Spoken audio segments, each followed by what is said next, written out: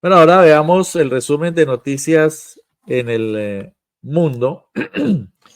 Y comienzo con Venezuela. Ustedes han visto que en nuestro espacio damos mucha importancia a los procesos políticos, sociales, económicos que se están viviendo en la hermana república, porque pues creemos que seguimos bien la información de Venezuela, no la que nos vierten los medios de la oligarquía e incluso algunos medios públicos y alternativos, sino la que nosotros seguimos en las fuentes directas.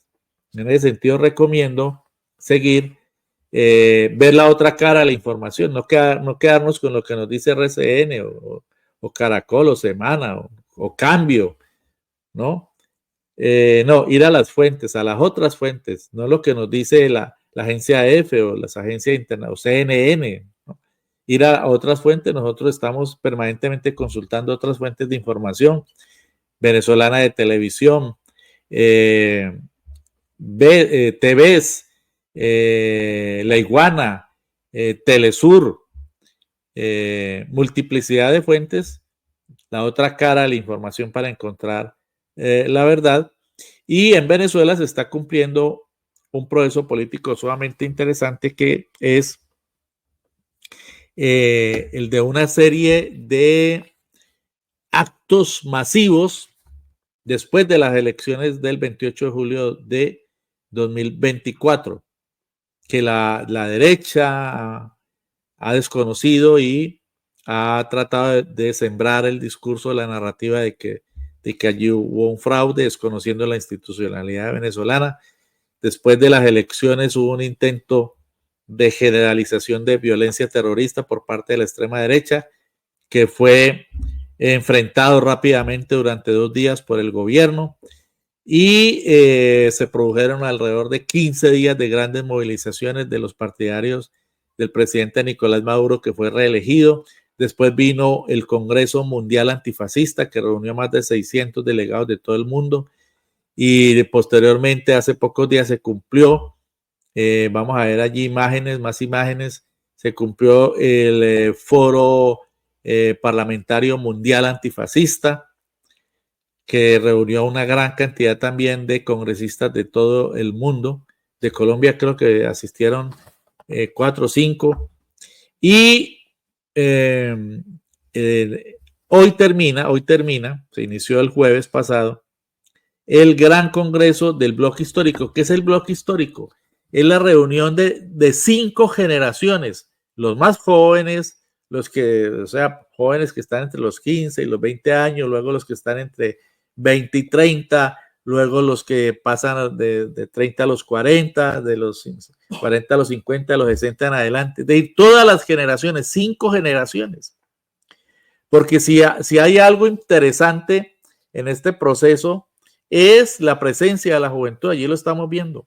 Juventud por todas partes, incluso gente muy joven, vinculados al proceso político. La ministra de la Juventud es muy joven, y en el Partido Socialista Unido de Venezuela también en su dirección hay gente muy joven. Y a eso es a lo que está apostando el presidente, que se esté formando una generación de relevo. Y vamos a mirar más imágenes de este congreso del bloque histórico, que las captamos precisamente en este seguimiento que hemos hecho de Telesur, y las tomamos directamente de la pantalla de Telesur. Entonces, en nuestro archivo, ahí están. Allí estas son imágenes tomadas directamente de Telesur. Toca así porque es que en los medios de la oligarquía no las difunden, ¿no? Ahí están, miren. Una asistencia multitudinaria a este congreso del bloque histórico. Ahí está. Las 5 generaciones actuales. Es decir, los más jóvenes con los más veteranos. Sin desconocer el aporte de cada uno, las energías, la fortaleza, la vitalidad, las utopías, los sueños de los más jóvenes, con la experiencia, el acumulado de conocimiento, el acumulado de saber de los más viejos. y también el aporte de los que están en el interreno entre los más jóvenes y los más viejos, que son los de 30, 40, 50 años. Interesantísimo. Allí también hay elementos para tener en cuenta en nuestro país. No generar esa narrativa que algunos generan de que solo los jóvenes. Entonces, algunos creen en Colombia que la historia nació con ellos, que porque son jóvenes, entonces son per se los que tienen que estar al frente de todo, sin tener formación, sin tener conocimiento, sin tener experiencia. No, vamos a valorarlos a ellos. Claro que los valoramos y los queremos incorporados y darles toda la oportunidad. El presidente Petro le está dando toda la oportunidad a los jóvenes, pero ellos tienen que responder y corresponder a esas expectativas, no defraudarlo, como a veces ha ocurrido. Ojo con eso, ¿no? Y que los jóvenes valoren la experiencia, el acumulado de sapiencia, de luchas, de conocimientos de los viejos, de los veteranos luchadores. Eso tiene que ser una gran confluencia, una gran conjunción de generaciones, no una lucha etaria, no una lucha de generaciones.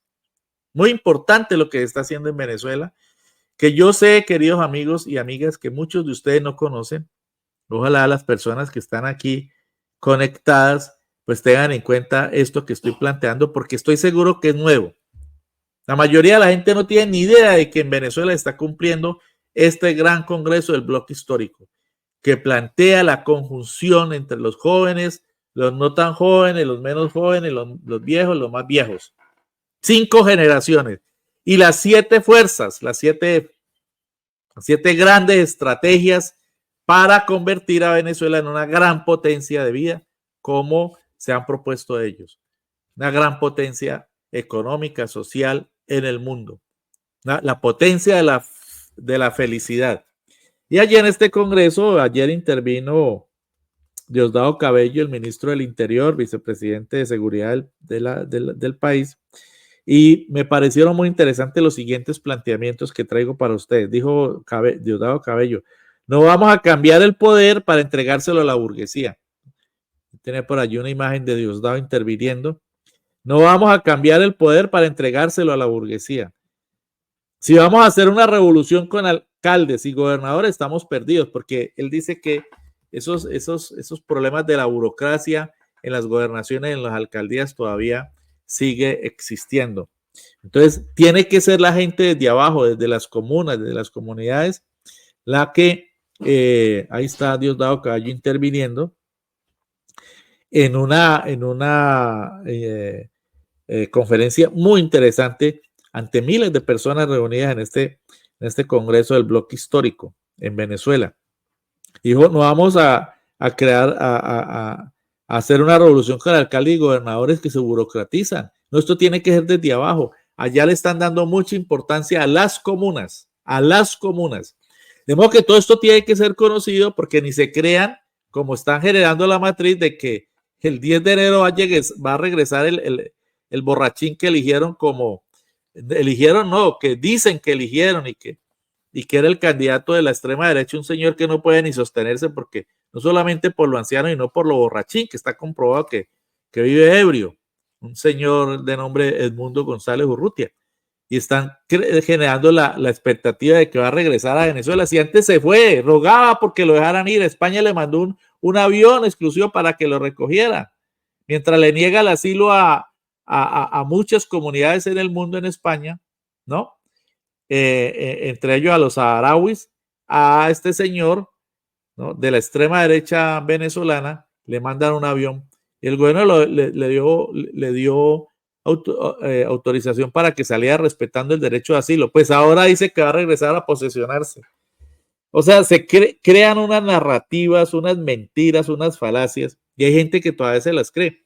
En internet uno encuentra cantidades de pseudo influenciadores pagados haciendo vertimiento de las más grotescas mentiras, que cayó Maduro, que Estados Unidos lo detuvo, que no sé qué, va uno a ver y es pura carreta, porque lo que les interesa es devengar con mentiras, porque les pagan. Todo eso que ustedes ven en las redes contra Venezuela es pagado por agencias estadounidenses y por la extrema derecha mundial, por generadores de bulos, lo que llaman las granjas mediáticas de Internet, las granjas cibernéticas.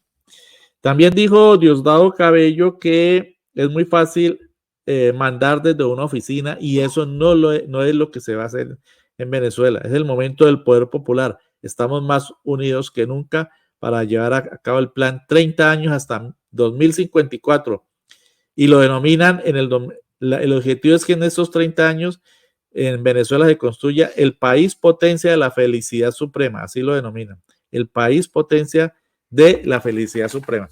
Y bueno, además de esto, de este proceso de organización en el que el presidente Nicolás Maduro ha dicho que recoge el planteamiento y la teoría gramsciana de crear nuevas hegemonías y el bloque histórico de las fuerzas subalternas, eso es lo que están haciendo, recogiendo la experiencia gramsciana, la experiencia de Gramsci, el planteamiento de Gramsci del bloque histórico y de crear una nueva hegemonía, la hegemonía de las clases subalternas. Interesantísimo este proceso, recomiendo que lo sigan.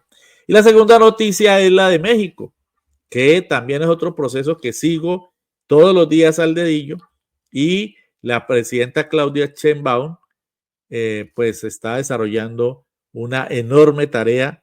La popularidad de esta presidenta está en el 80% o más y viene desarrollando una intensa lucha contra la extrema derecha que quiere montar una lawfare también. Recuerden ustedes que allí se hizo una reforma constitucional para elegir democráticamente por voto popular a jueces, magistrados y como llaman allá ministros, que son los magistrados de las altas cortes. Pues esto ha desatado toda una ofensiva a la extrema derecha. Ya en la Corte Suprema de Justicia no pudieron declarar inconstitucional la ley de reforma del sistema judicial contra la corrupción en este sistema y está en plena marcha y es una gran lucha la que viene dando la presidenta Claudia Sheinbaum y lo quería destacar aquí como segunda gran noticia porque esta semana se acrecentó esa ofensiva después del pronunciamiento de que no se pudiera aprobar, no se pudiera echar atrás la reforma a la justicia en la Corte Suprema de Justicia de México, que tiene mayoría de la derecha, pero se requería una mayoría calificada y no pudieron alcanzarla. De modo que este es otro proceso que recomiendo seguir. Recomiendo sintonizar a diario. En YouTube pueden sintonizar a las 8:30 de la mañana, todos los días, durante 2 horas, las ruedas de prensa de Claudia Sheinbaum, como hacía Andrés Manuel López Obrador, trazando la orientación para todo su pueblo y respondiendo a las inquietudes de los periodistas. Eso sí que hace falta en Colombia.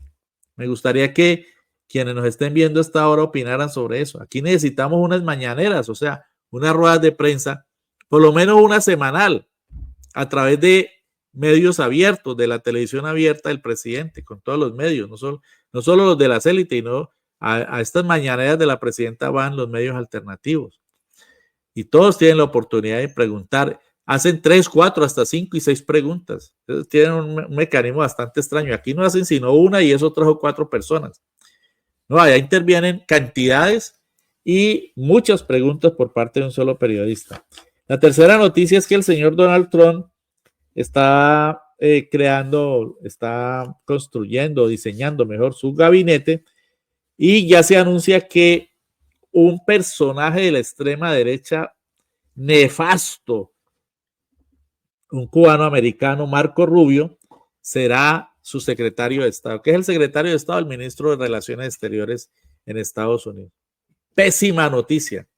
Un señor que odia el proceso bolivariano en Venezuela, que odia a Cuba, que es la patria de sus padres, que odia el socialismo en Cuba, que odia a Nicaragua, que está contra todo lo que sea progresismo, izquierda, ¿no? La palabra socialismo para él es el demonio y es un personaje muy, pero muy negativo. Y fíjense ustedes, los que dicen que con Trump va a venir el cambio y que va a parar las guerras, miren el personaje que acaba de nombrar como secretario de Estado, ¿no? Henry Kissinger se quedó en pañales. El secretario de Estado de Richard Nixon, cuando cuando el caso Watergate se quedó en pañales en relación con este personaje, que es rabiosamente antiprogresista, antisocialista, contrario a todo proceso de cambios en el mundo. La cuarta noticia: en el Perú se cumplió el Foro de Cooperación Económica Asia-Pacífico, APEC, en medio de grandes manifestaciones de protesta contra el alto costo de la vida, la inseguridad, porque la señora Dina Boluarte, que es una dictadora en Perú, no ha podido solucionar los graves problemas de su país.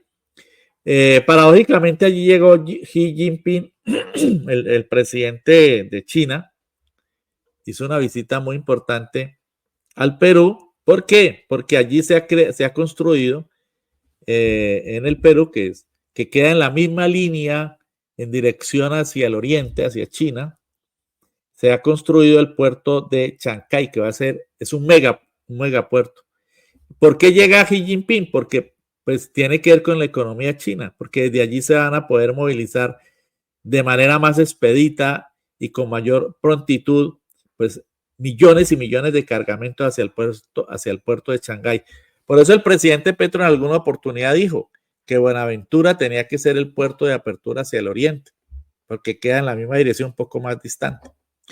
Pues esto es lo que ha ocurrido con el puerto de Chancay, que se ha inaugurado en el Perú y que está en línea con Shanghái. Y por eso estuvo el presidente chino en este encuentro. Pero en medio de ese encuentro hubo grandes manifestaciones y mucha represión por parte de una presidenta bastante impopular. Se calcula que la impopularidad de Dina Boluarte es de más del 95% en el Perú. Quinta noticia: en Ecuador se cumplió otro encuentro internacional, la Cumbre Iberoamericana, sin presidentes. No estuvo ni el presidente ni la presidenta de México, porque México rompió relaciones con Ecuador cuando este personaje que está allí de Noboa, está de presidente, se metió violentamente, violando el derecho internacional y la soberanía mexicana. Se metió, aquí se me ha metido algo de antivirus, no sé cómo. Irrumpió y violó la soberanía de México. Entonces México rompió relaciones con Ecuador. Tampoco estuvo el presidente de Venezuela, tampoco el de Nicaragua, que no tienen relaciones con la dictadura ecuatoriana. Y bueno, tampoco fue ningún presidente del continente o del área iberoamericana. Solo fue un señor que no tiene nada más que hacer que espaciar, que es el señor Felipe VI, el rey, entre comillas, de España, y el presidente de Portugal. De resto de América Latina, nadie, ni siquiera Milei, que está en línea de acuerdo con el presidente ecuatoriano, son de la misma línea. Allí también en Ecuador ha habido protestas. Y el delegado de Argentina pues trató de interponerse en la solidaridad con Cuba y lanzó agresiones contra Cuba, así lo denunció la Cancillería cubana. Sexta noticia: en Brasil, otra cumbre. Esta ha sido la semana de las cumbres, de los encuentros internacionales. Se va a cumplir a partir del lunes la cumbre del G20, que es la cumbre de los países desarrollados de Occidente, algo así como digamos, la contraparte de los BRICS. Además del G7 existe el G20. Y se produjo en esta semana una extrañísima explosión en el área de los tres poderes, que es todo un complejo gigantesco donde está el Congreso, está el órgano legislativo y el órgano ejecutivo, y allí hubo una extraña explosión. Sabotaje al gobierno de Luis Ignacio Lula da Silva a pocos días de iniciarse la cumbre del G20. Claro que no se va a hacer allí, sino en Río de Janeiro, pero es muy sintomático. No sé si tenemos allí un video de actualidad de RT. Vamos a verlo. Argentina solicita la detención de 61 bolsonaristas que cuentan con una orden de extradición por el intento de golpe de Estado en contra del presidente Lula da Silva el 8 de enero de 2023. La decisión aplica para las personas condenadas con una sentencia firme a penas de prisión efectiva por el asalto a los 3 poderes públicos de Brasil. Previamente, la policía brasileña había solicitado a Argentina ayuda para localizar en su territorio la posible presencia de más de 140 fugitivos. Bueno, entonces voy a explicar por qué este video hace referencia a que en 2022 se produjo el asalto a esta área de los 3 poderes en Brasilia, que es la capital de Brasil. Fracasaron en ese intento de la extrema derecha los bolsonaristas, pero centenares de los agentes de extrema derecha partidarios de Bolsonaro fueron investigados y están procesados y se ha pedido su captura, pero se fugaron a Argentina. Por eso se ha pedido a Argentina que los extradite. Entonces están siendo investigados en Argentina para ser extraditados. Supuestamente los van a extraditar. No se sabe con un gobierno de extrema derecha afín a Bolsonaro como el de Milei. Bien, y resulta que 2 años después se produce este atentado terrorista en Brasilia. Bueno, eso es lo que está ocurriendo en Brasil a propósito de la cumbre de los países desarrollados reunidos en el G20 al que irá México. La presidenta Claudia Sheinbaum va mañana para allá. La séptima noticia se produce en Azerbaiyán, otro encuentro, otra conferencia, la conferencia de las Naciones Unidas sobre el cambio climático, COP29. Ojo con esto. Una cosa es la COP16 que se refiere específicamente a los asuntos relacionados con la biodiversidad, la protección de todo el ecosistema de la naturaleza, de ríos, mares, selvas, bosques, etcétera, etcétera. ¿Qué hacer para defender esos pulmones de oxígeno en el mundo? Cumbre de biodiversidad que fue la COP16 en Cali.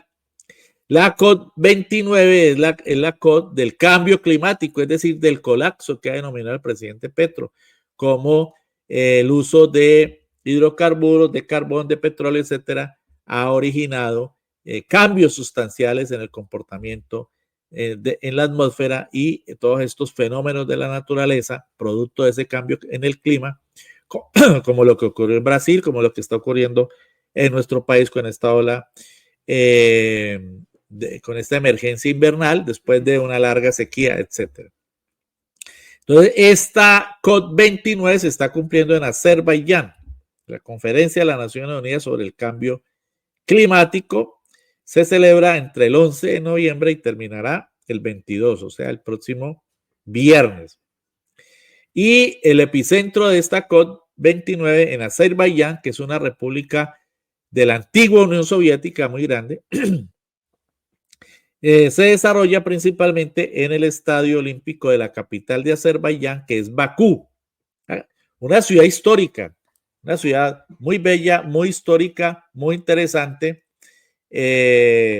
económicamente muy importante para la economía de los países exsoviéticos y de todo el Oriente, y allí se está cumpliendo la COP29. La octava noticia es sobre los BRICS, es decir, la alianza económica. Fíjense que hay diferentes alianzas internacionales, ¿no? Una es el G20, que se va a cumplir en Brasil, donde están los países desarrollados, los 20 países que se consideran más desarrollados. El G7, que es el sumum, la almendra, el núcleo de esos países desarrollados, que es las grandes potencias, ¿no? Superior a los del G20. Y está la alternativa a esos 2 grupos, que son los BRICS, que son Brasil, Rusia, India, China y Sudáfrica. Pero a ellos se han agregado otros países, se ha conocido esta semana, aparte de los que se conocían en reciente cumbre realizada en Kazán, que fueron Egipto, Emiratos Árabes, Arabia Saudita y otros. Se ha conocido que esta semana ingresaron Indonesia, Malasia y Tailandia. La novena noticia viene de España,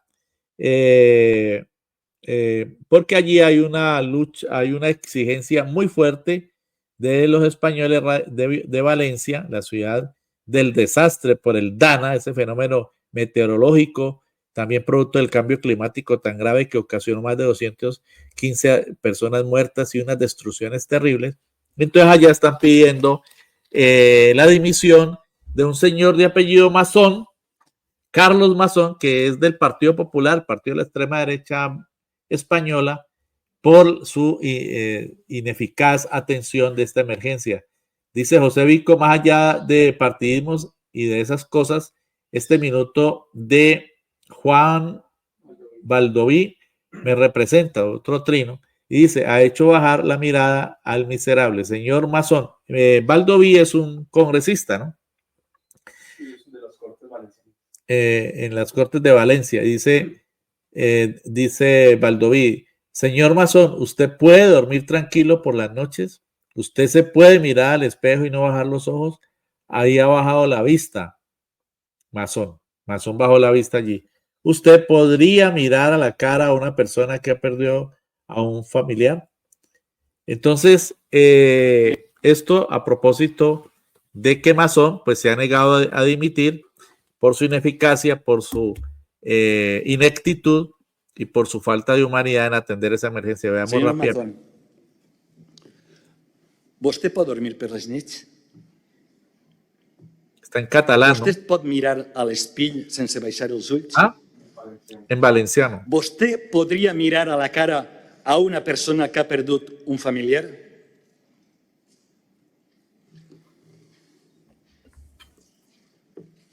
Senyor Mazón, per a mi i per a centenars de milers de valencians, vostè ja ha deixat de ser el nostre president per sempre. Ja ha deixat de ser el molt honorable. Un president que abandona el seu poble no mereix ser president de la Generalitat. I si vostè tinguera una ínfima part de la dignitat que té el nostre poble, ja hauria presentat la seva dimissió. Dimitisca i no seguisca insultant la memòria de les víctimes. Dimitisca i no seguisca embrutant obscenament el càrrec de president de la Generalitat. Bueno, entonces este congresista en la lengua de la comunidad valenciana, que todos entendemos porque son derivados del español, le pide la dimisión al jefe de gobierno allí en Valencia por su desastrosa actuación en atender esta emergencia. Y finalmente, pues no podemos dejar de hablar de Palestina, de nuestro deber. Se ha producido una resolución de las Naciones Unidas. Si ponemos aunque sea la banderita, eso. Extraordinaria imagen de movilización de los pueblos del Oriente Medio en solidaridad con Palestina.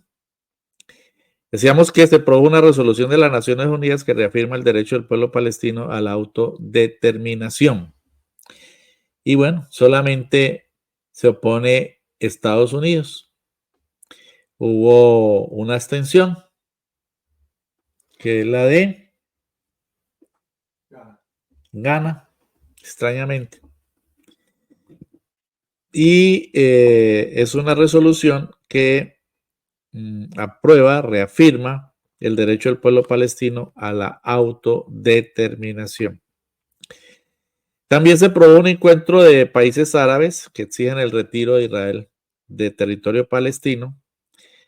Y bueno, se han cumplido 400 días de genocidio, van 3.800 masacres cometidas por el Estado terrorista de Israel, que ha lanzado 80.000 toneladas de bombas sobre ese inocente pueblo y masacrado más de 18.000 niños y una cifra de más de 10.000 mujeres. ¿Por qué? Porque quieren destruir. Eso es una decisión que han tomado el ejército israelí obedeciendo a los colonos, a los sionistas. Recuerden que sionismo es la política de invasión de las tierras de Palestina para apoderarse de ellas y para borrar de la faz al pueblo palestino. Y para ello tiene una política ya predeterminada, ojo con eso, Es importante que lo entendamos. Una política predeterminada, que es fascista, que es nazi, que es asesinar a los niños, ¿no? Los Herodes de la época, para que no haya como se reproduzca la lucha con esos niños, la lucha dentro de unos años, la lucha de esos niños, la existencia de estos niños, después jóvenes y hombres, reproduzcan la lucha de su pueblo. Eso es lo que quieren evitar. Es un infanticidio premeditado, es una violación de los derechos humanos, del derecho internacional humanitario, del derecho de los derechos humanos. Es un crimen de lesa humanidad, es un genocidio. Y sin embargo, al señor Netanyahu lo siguen apoyando Estados Unidos y los países de la OTAN. Terrible, terrible. Inaudito esto que está ocurriendo.